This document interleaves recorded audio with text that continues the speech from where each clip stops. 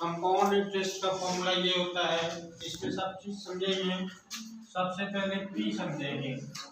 P का मान होता है मूलधन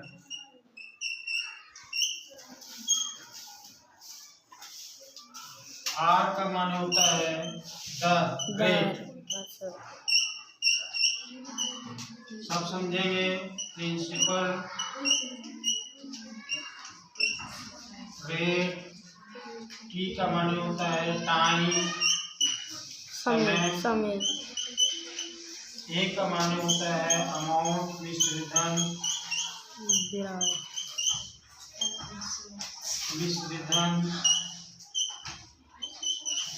इतना है।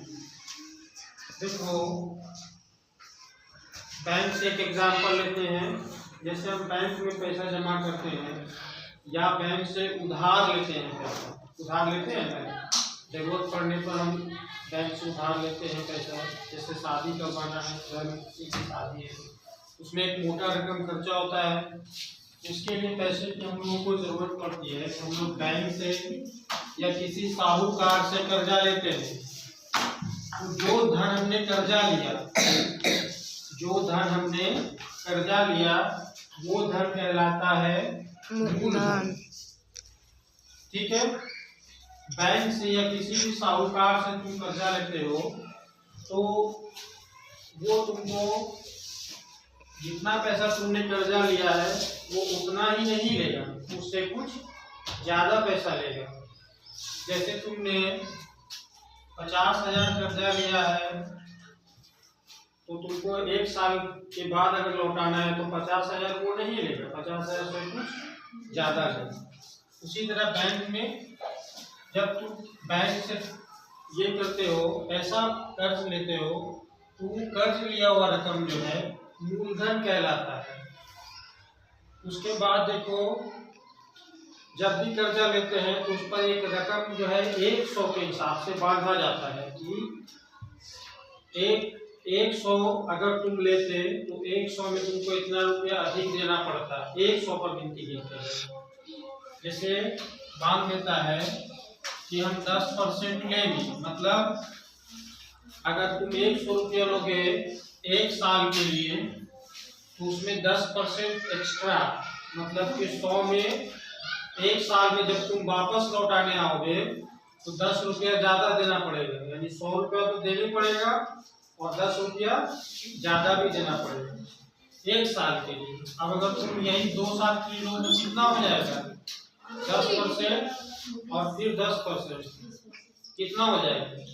2 साल का लौटाने जाओगे तो 20 रुपया और प्लस 120 रुपये तुमको देना पड़ेगा, है ना।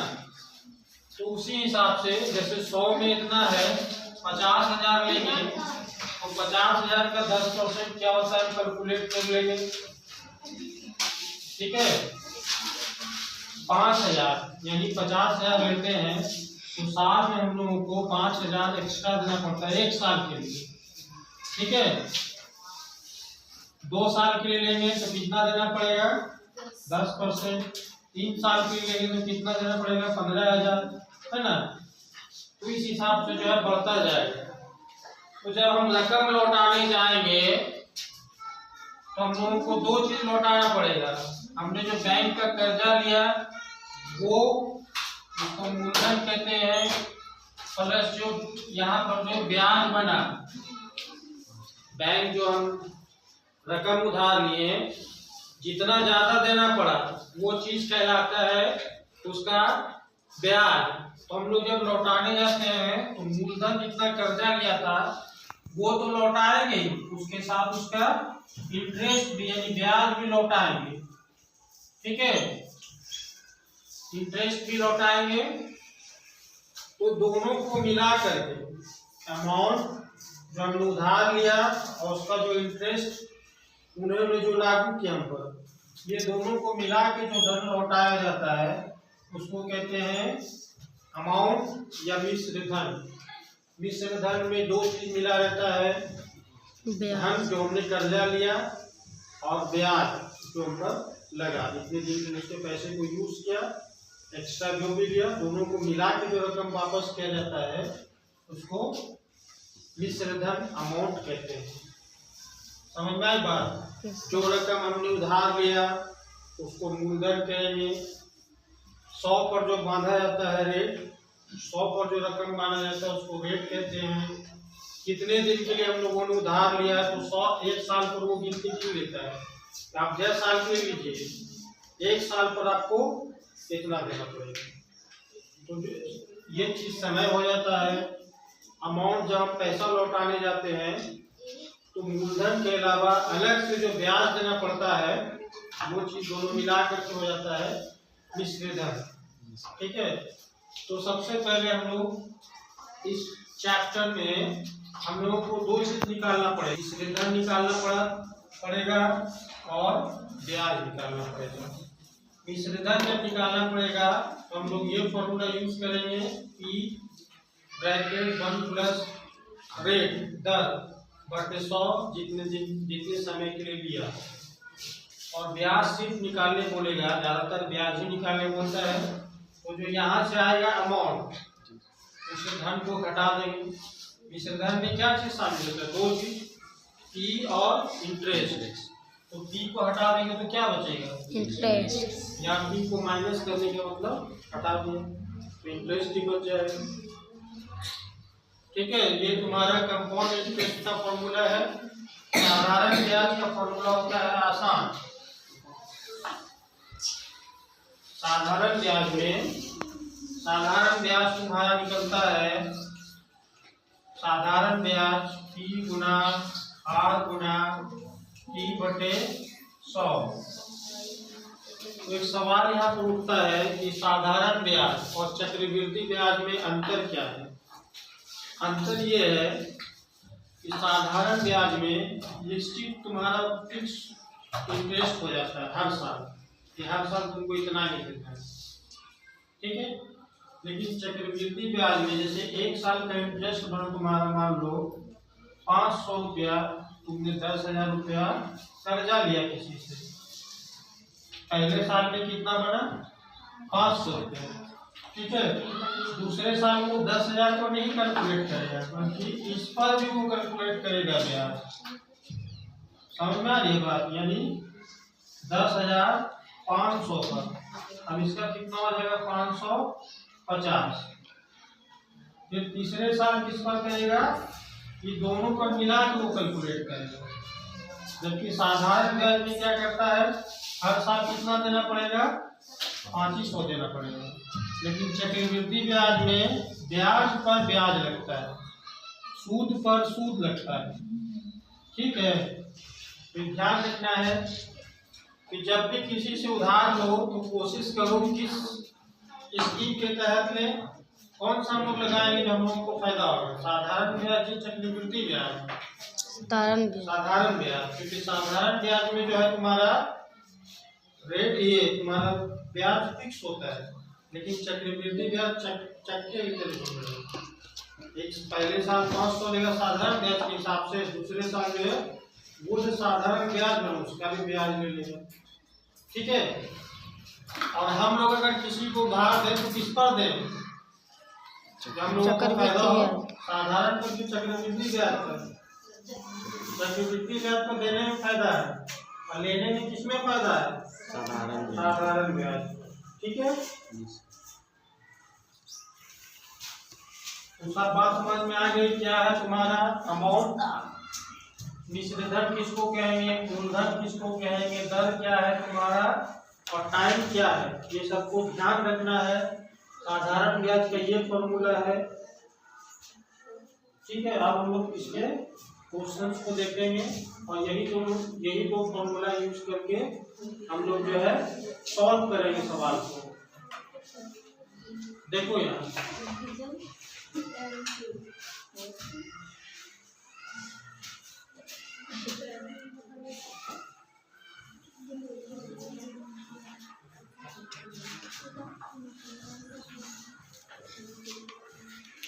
निकालने बोल रहे हैं। कहता है 2,000 रुपया अगर लिया गया 3 वर्ष के लिए 10% की दर से, तो ब्याज क्या होगा? साधारण ब्याज निकाल लेते हैं। ब्याज बराबर सबसे पहले देखेंगे जो रकम कर्जा लिया गया है उसको टी कहेंगे। कितना हो गया? 2000। कितने समय के लिए लिया गया है? 3 वो टी हो गया 3 ईयर। और रेट क्या है? रेट हमेशा परसेंट में रहेगा। कितना है? 10%। ब्याज निकालना है SI माने साधारण ब्याज, सिंपल इंटरेस्ट, P गुना T गुना R गुना T बटे 100। P कितना हो गया? 2000 8 10 हो गया, ये 3 हो गया बटे 100। इसको काट देंगे 2 0 2 0। कितना होगा? 20 दाएं 200 किया 600। यही हो गया तुम्हारा ब्याज। यही निकालना था, ब्याज ही निकालना था हम लोगों को। समझ में आया? हिंदी समझाते हैं सब।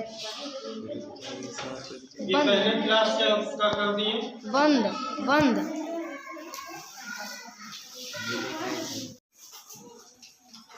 देखो यहाँ कौन वाला लगेगा?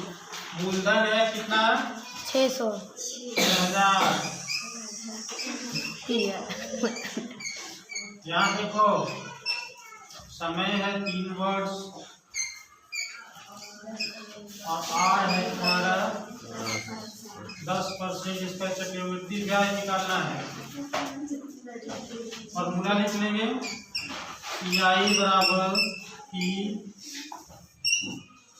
1 प्लस R बटे 100 to the power T minus 1।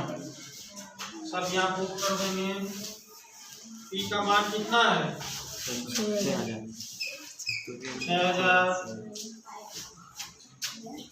1 plus 10 बटे 100 minus 1 to the power T। देखो यहाँ ये देखो 1 0 कट गया और इसको सरल करने बताए थे कैसे सरल करना है। ये दोनों को गुणा कर देना, इसको जोड़ देना। 10 से 10 कितना हुआ? 11 पर कितना 10? 11 में 10 पर कितना पावर? 2 पावर। 11 का स्क्वायर निकालेंगे, 11 का स्क्वायर हो जाएगा 121, 10 का स्क्वायर होगा 100। अब इस तरह तुम्हारा चलता है बटे का घटाओ वो चीज ले लेंगे, यानी ये हो जाएगा 121 माइनस 100 बटे 100। इसको घटा दो, ये 121 से 100 घटेगा तो हो जाएगा 21 बटे 100। 2 0 2 0 कट गया, 6 से इसको गुना कर देंगे। 6 में 6 कितना हुआ? 12 और 1 0 उतर जाएगा। इतना रुपया हो गया तुम्हारा चक्रवृद्धि ब्याज। ये निकालना, ठीक है? नहीं ठीक। 12% वार्षिक ब्याज की दर से 2 वर्ष के लिए चक्रवृद्धि ब्याज और साधारण ब्याज का अंतर बता रहे हैं। दोनों ब्याज लगा है, उस पर अंतर बताना है। तो सबसे पहले हम लोग देखेंगे कि T कौन है, R कौन है, T कौन है। उसके बाद चक्रवृद्धि ब्याज निकालेंगे और साधारण ब्याज निकालेंगे, फिर दोनों को घटा देंगे। देखो यहाँ ये हो गया। P कितना है? 3200 रुपया है। R तुम्हारा कितना है? 12% है। और T कितना है? 2 वर्ष। 2 वर्ष है। सबसे पहले कंपाउंड इंटरेस्ट निकालेंगे। CI डायरेक्ट CI निकालने का फॉर्मूला है T 1 प्लस R बटे 100 to the power T minus 1।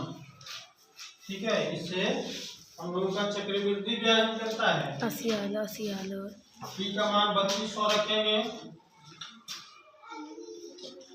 3200 bracket one ना ऐसा सर लेट हो रहा है नहीं आउट कर दीजिए आर का मान हो, और ये हो गया तुम्हारा 2 माइनस 1। इसको घटा दो, कटा दो इसको, 4 से कटेगा, 4 किया 12, 25 चौके 100। इसको सॉल्व करो, देखो 25 एकड़ 25, उसमें 3 जोड़ देंगे, 25 एकड़ 25 उसमें 3 जोड़ेंगे, कितना हो जाएगा? 28।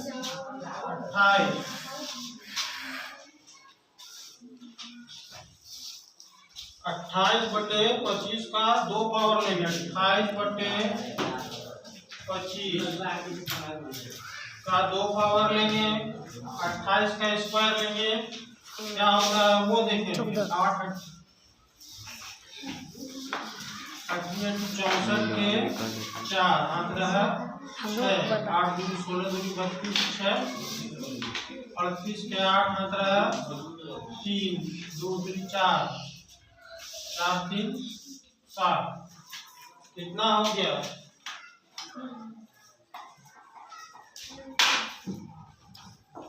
784।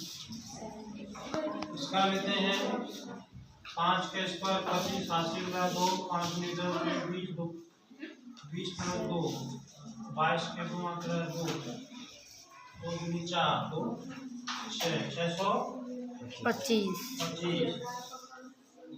माइनस 1।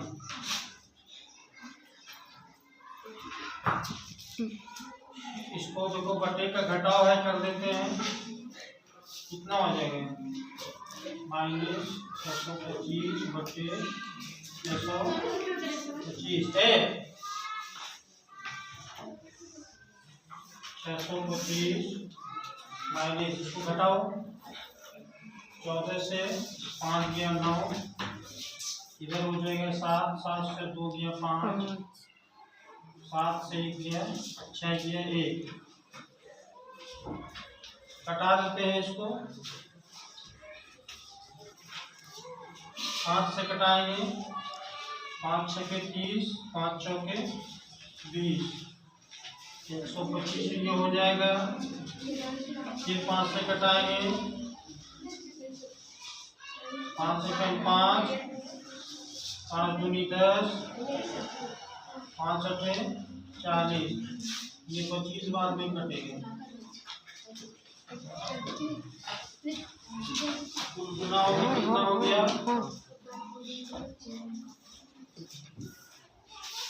128 गुना 9।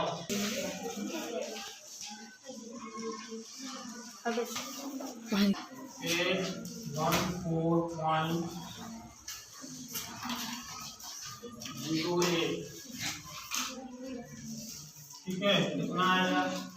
अब साधारण ब्याज निकालो इसमें। साधारण ब्याज होता है 3 गुना 8 गुना 3 बटे 100 है। टी कितना है? 3200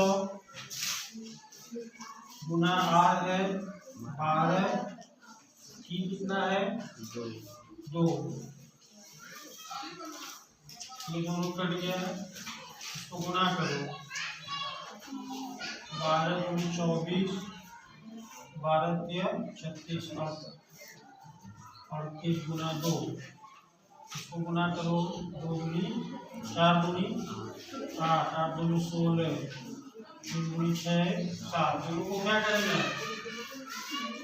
दोनों ब्याज को क्या निकालने बोल रहा है? अंतर, मतलब घटाव निकालने बोल रहा है, ठीक है। तो हम घटा देते हैं, इसलिए अंतर बराबर हो जाएगा 814 माइनस 76,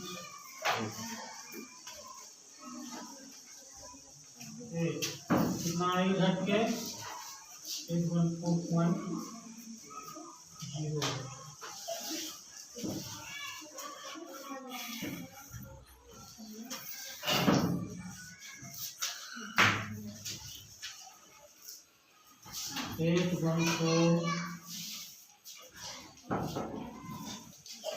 घटा देते हैं,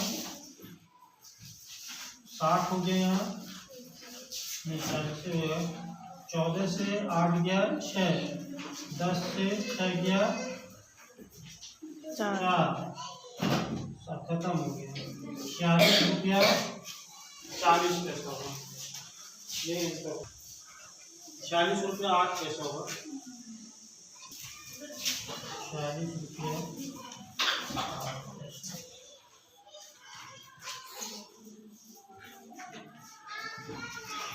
ठीक है।